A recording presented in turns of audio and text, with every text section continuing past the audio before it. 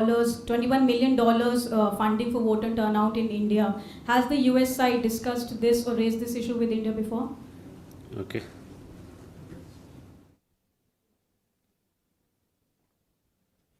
Suhasini.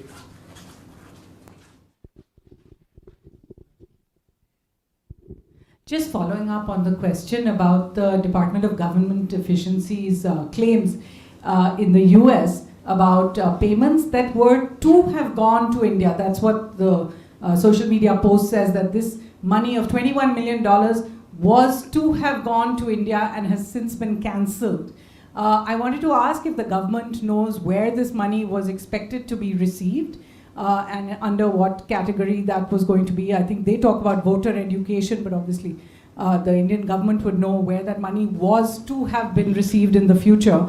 My second question is related to that, which is that in the last, well, probably 50 years, but in the last 10 years in particular, since the 2015 joint statement between India and the US, I think it's called Sabka Vikas Sajha Bayan, there are a number of MOUs that the Indian government has entered into with the USAID. So there are MOUs with the Department of Animal Husbandry, with the Ministry of Health and Family Welfare, a number of others for the Gandhi King Fellowship, which was held, I think, in June. The signing was done in the presence of the national security advisors of both countries. So these are all specific MOUs with USAID. In light of the comments made by President Trump, I wanted to know if India is considering cancelling all its MOUs and agreements with USAID, and if there is an inquiry underway about the money that actually already had come in.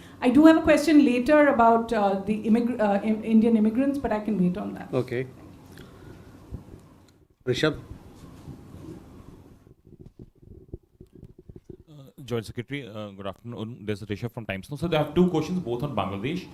When External Affairs Minister met his counterpart, Toil Hussain, on the sidelines of IOR, was SARC discussed? Because there are reports that SARC was discussed and Bangladesh wanted to resume SARC.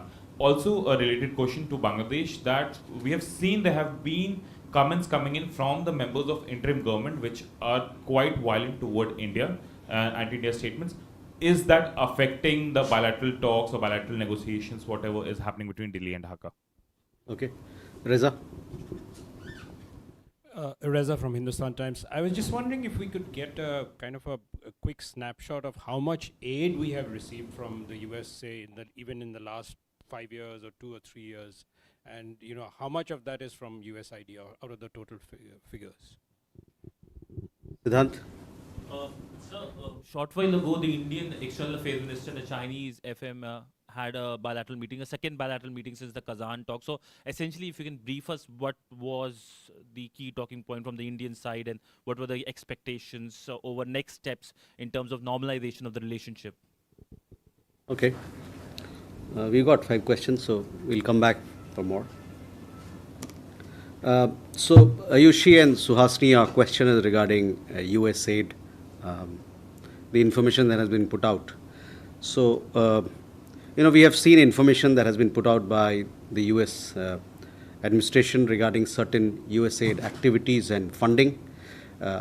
These are obviously very deeply troubling.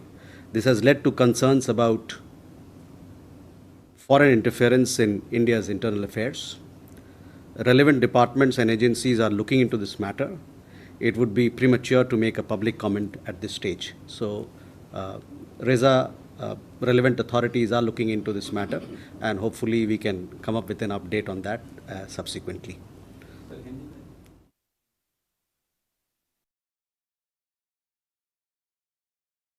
अमेरिकी सरकार की तरफ से, उनके administration की तरफ से ये खुलासा किया गया है कि कुछ यूएसएड की एक्टिविटीज़ और फंडिंग के बारे में ये जो खुलासा किया गया है ये कंसर्निंग है, ट्रबलिंग है, और इसको लेके काफ़ी सारी चिंताएं हैं फॉरेन इंटरफेरेंस को लेके भारत के अपने अंदरूनी मामले में। हमारे यहाँ जो एजेंसीज़ हैं, डिपार्टमेंट्स हैं जो इस मामले में काम करते हैं, कार्यरत हैं, वो इस मुद्दे पर और छानबीन कर रहे हैं और काम कर रहे हैं, और इस वक्त इस समय इस मुद्दे पे कोई भी पब्लिक कमेंट या घोषणा करना मेरे समझ से समयोचित नहीं होगा। Rishabh, on your question regarding Bangladesh, first question was regarding whether SARC came up for discussion or not. Yes, the matter was brought up by the Bangladesh side in external affairs meeting. When EM met with Bangladesh foreign advisor in Muscat, everyone in South Asia is aware of which country and what activities are responsible for stymieing SARC. EM conveyed that it is important that Bangladesh should not normalize terrorism. Regarding your second question about the comments being made by certain advisors and what sort of impact it will have on our dealings, yes, we have taken note of such remarks, which are of course not helpful. It is for the concerned individuals to reflect on implications for their particular domain. So that is how I would like to answer your question. Siddhant, on the meeting with the Chinese foreign minister, just a while ago, we had this meeting on the sidelines of the G20 foreign ministers meeting in Johannesburg. External Affairs Minister and Chinese foreign minister, His Excellency Wang Yi, met on the sidelines of G20. The meeting lasted for about 30 minutes. The two ministers reviewed developments in our bilateral relationship since their last meeting in November, specifically the management of peace and tranquility in border areas, Kailash Mansarovar Yatra resumption, trans-border rivers, flight connectivity, and travel facilitation were discussed. There was also an exchange of views on G20 and SCO. So that is to give you a readout of the foreign ministers, external affairs ministers meeting with the Chinese foreign minister. In addition, we have put out his opening remarks, which are there available in the public domain. So I would refer you to them. Thank you. Mukesh. Sir Mukesh Kaushik from Dainik Bhaskar. Sir, जैसा आपने कहा कि relevant department इसको देख रहे हैं US add को, can you tell us कि ये रिलेवेंट डिपार्टमेंट कौन से हैं? क्या उनकी कोई इंटर मिनिस्ट्रियल मैकेनिज्म बनाई गई है? और do you disagree with the reports that money was not for India but for Bangladesh? Okay. Huma. So I'm Huma Siddiqui. I have I don't know if this question was asked, but at KIT there was an incident where a Nepalese student has committed suicide. Correct. So what is the MEA doing about that? I mean, do you have any update on the situation there? Okay. Good evening, sir. Theri Maheshwari from Sputnik, sir. I have two questions. One is regarding the meeting between EM Jaishankar and Foreign Minister Sergei Lavrov. The Russian readout said that Mr. Jaishankar was briefed on the Riyadh summit, and now we are seeing that there are some differences between Ukraine and the US administration. So, how does India look at the normalization of relations a step towards normalization of relations between US and Russia? So the second question is in regards to the meeting between the Brazilian foreign minister and EM Jaishankar. So was the threat of imposing tariffs on BRICS countries, was that discussed during the meeting? Thank you, sir. Okay. Keshav. So, thank you. Good evening, Keshav from the print. Just associating with what was asked earlier, when discussions with the Brazilian foreign minister took place, as well as when EM Jaishankar called upon the president of South Africa, was BRICS' future discussed, given that the US President Donald Trump said that BRICS is dead and has been attacking the regional bloc at various levels over the last few months? And secondly, continuing with the question of the meeting with Mr. Lavrov, did India take any position with regards to bringing both Ukraine and Russia to the table, given the Riyadh summit did not have the participation of Ukraine? Thank you, sir.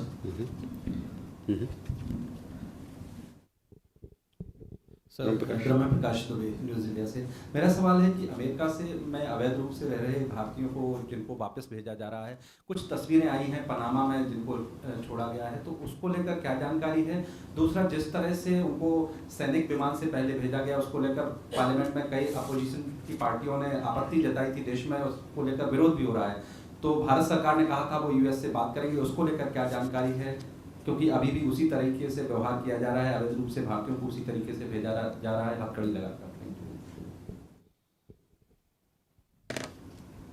Okay, Mukesh ji, देखिए, US add के मुद्दे पे जो मुझे कहना था मैंने आपको उससे अवगत कराया है, और ये बताया है कि बहुत सारे भारतीय सरकार में इकाई हैं जो इस पे यूएस एड के साथ काम करती हैं, वो कई एक मंत्रालय हैं।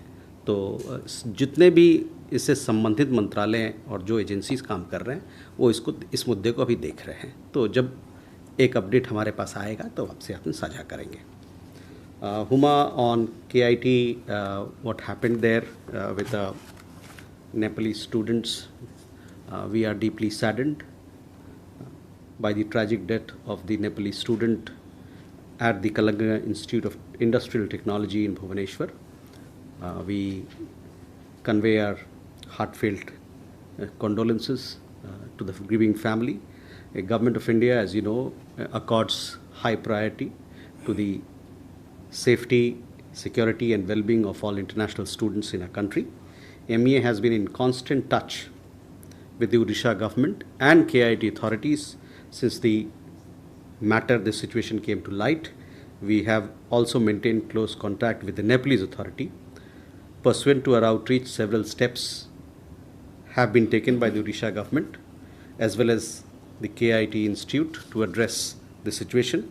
Odisha police has made several arrests, including the accused, and cases have been filed against these people.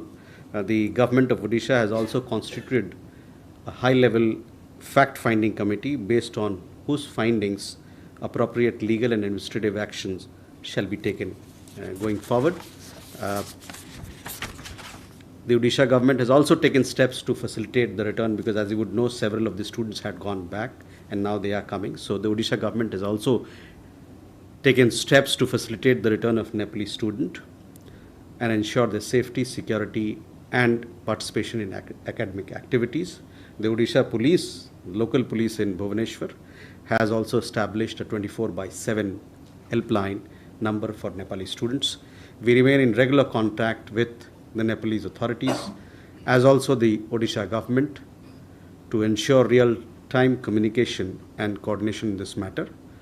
Nepali students studying in India form an important facet of the enduring people-to-people ties, links that we share with Nepal.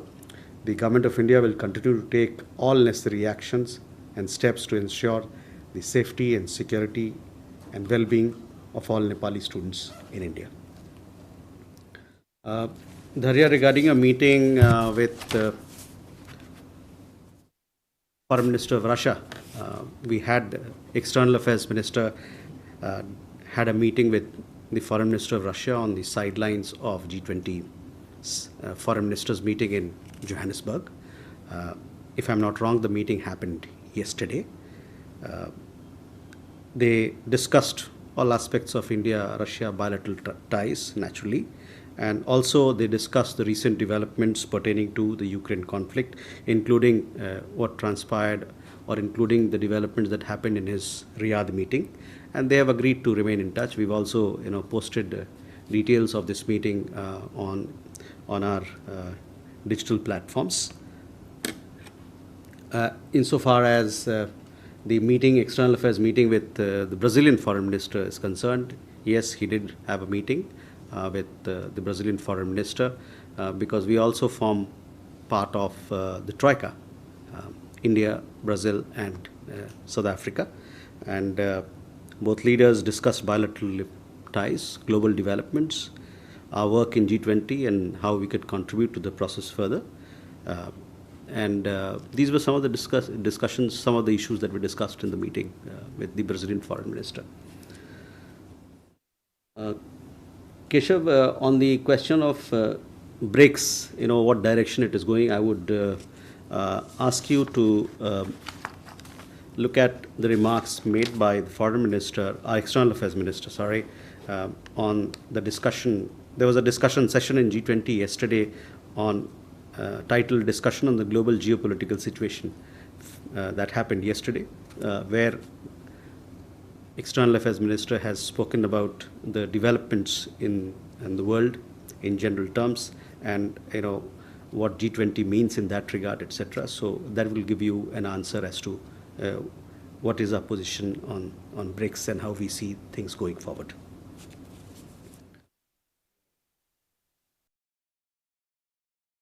Again, with he called on President Ramaphosa. Obviously, it's important. This meeting was important because South Africa is the chair, and President Ramaphosa will be conducting the summit meeting, the G20 summit meeting, when it happens in Johannesburg later this year. In the call on, obviously, there were issues of bilateral nature which were discussed, as also issues concerning G20 meetings.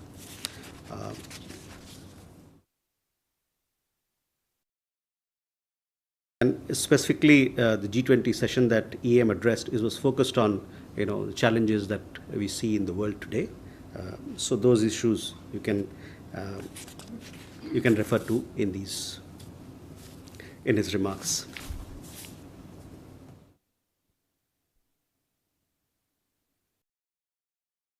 Ramprakash ji, Panama में कुछ डेपोटीज़ America से लाए गए हैं. इनको America से Panama लाया गया है. वहाँ पर इनको होटल में रखा गया है. उसमें से कुछ लोग भारतीय नागरिक हो सकते हैं. इसकी पुष्टि तभी होगी जब इनका वेरिफिकेशन जो है, डॉक्यूमेंटेशन है, उसका वेरिफिकेशन हम कर लेंगे. एक बार इनकी ये स्थापित हो जाती है कि ये लोग जो वहाँ गए हैं वो भारत के नागरिक हैं, तो फिर उनको दस्तावेज जारी किया जाएगा ताकि उनको फिर वहाँ से अपना घर भारत वापस लाया जाए. तो ये है जो मैं आपसे अभी साझा कर सकता हूँ, जो हमारे पास जो अवेलेबल इन्फॉर्मेशन है. एक और बात आपने कही, जो फ़्लाइट्स आई थी 15 और 16 तारीख को, उसके बारे में कि उसमें भी क्या बेड़ी लगा के लाया गया लोग को. तो मैं ये कह सकता हूँ कि 15 और 16 तारीख को जो फ़्लाइट्स लाए गए हैं, हम लोगों ने अपनी कंसर्न्स जो हैं वो अमेरिकी सरकार के साथ साझा की थी कि जो वहाँ से लोग आए उसको एक ह्यूमन तरीके से उनको लाया जाए और उनके साथ और भी जो उनके रिलीजियस सेंसिटिविटीज़ हैं उनका ध्यान में रखा जाए. तो हमारे अंडरस्टैंडिंग के हिसाब से जो 15 और 16 फरवरी को जो जहाज़ आई अमृतसर में, उसमें बच्चों को और जो औरतें हैं उनको किसी प्रकार का वो शैकलिंग नहीं किया गया.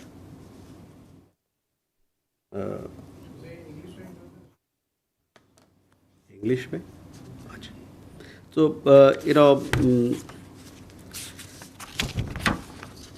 we've seen some reports about deportation flights to Panama and Costa Rica. Now, it is our understanding that these have been undertaken as per a bridge arrangement between US and the respective governments. Both Costa Rica and Panama have agreed to serve as transit countries for deportees, while the US bears all the costs of the operation. We have some Indian nationals, we understand, and our mission in the group, and our mission in Panama, which is also accredited to Costa Rica, they are in touch with the local authorities. In case of Panama, we are verifying the details, whether the individuals concerned are Indian nationals or not. Once that verification details are complete, then arrangements will be made for the return of these Indian nationals back home. In case of Costa Rica, while we have heard that some people have been sent from United States, we have heard this through media. officially we have yet to hear from the Costa Rica side. Swasti? Sorry, just a follow-up to to your answer just now. Are we to understand that Indians can be picked up at will in the US, sent to a third country without our okay on this? And are we in any way taking it up with the United States, either in Washington or in Delhi, that none of this constitutes? I mean, one thing you said was that women and children are no longer being shackled, but men are still being shackled. Military planes are still being used. Suspected illegally entered Indian immigrants, because these are people the US is saying are illegal immigrants, are being picked up and sent to a third country. And the Indian government does not seem to have a visible response to it other than to say we will make arrangements if and when required. Reza? Reza from Hindustan Times. There are legal experts in Panama who are actually questioning the validity of these deportations to Panama. They are saying that they don't seem to have a sound legal basis. Wouldn't this complicate the issue for people who may be of Indian origin, I mean Indian nationality over there? And are we discussing this with the US? Sudhi? So, Shudhirajan from Bloomberg. Any understanding that you can give us as to whether the government of India, including the Ministry of External Affairs, have gotten together and deciding a response or a preparation for the trade agreement that India and US is supposed to be doing by fall? And if so, where is that exercise, sir?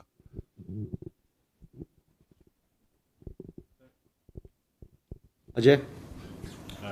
Sir, I'm Ajay Banerjee from the Tribune. I refer to you to a media report today which has appeared in the English newspaper in India, which has fact-checked Donald Trump's claim of giving $21 million to India.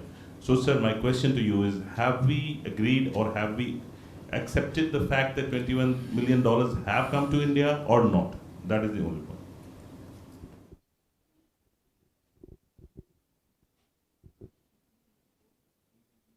Please. Sir, this is Agni from ABP. Yesterday in a press conference, DG BGB categorically said and denied the allegation of minority atrocity in Bangladesh. He said that this is exaggeration and media planted. What is your reaction to this, sir?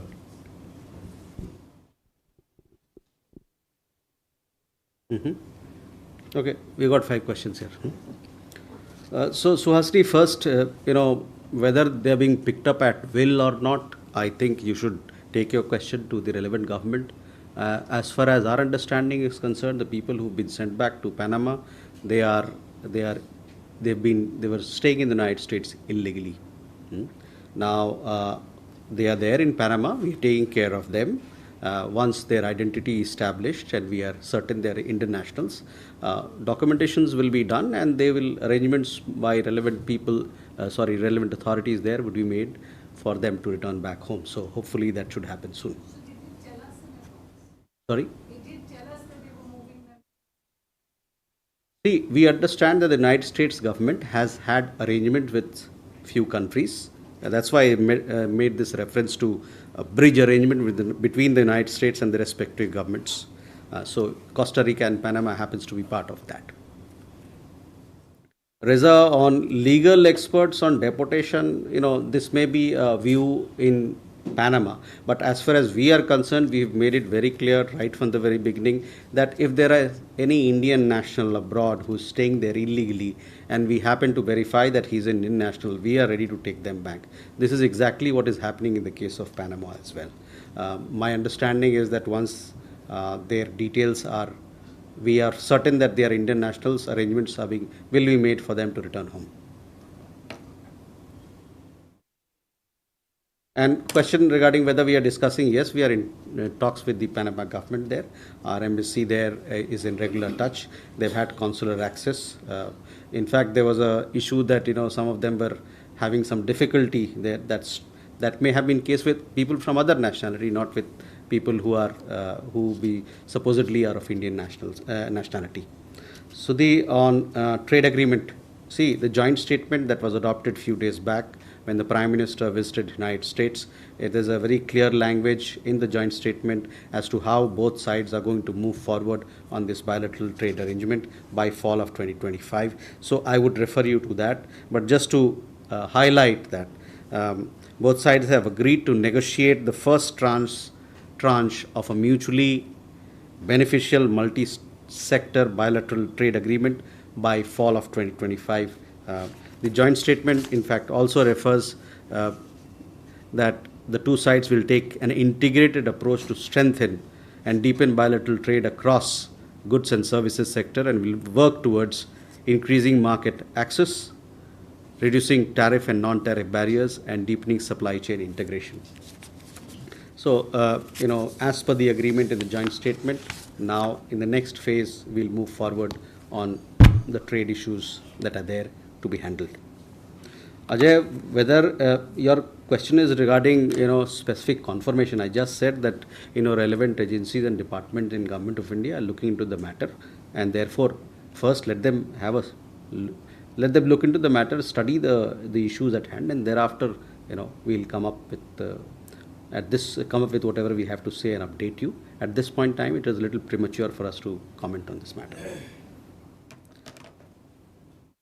Agni, your question regarding minority issues in Bangladesh, we are all aware what has happened in the last several months. There have been issues regarding security and safety of minorities in Bangladesh. In fact, this was an issue which came up for discussion during Prime Minister's visit in Washington.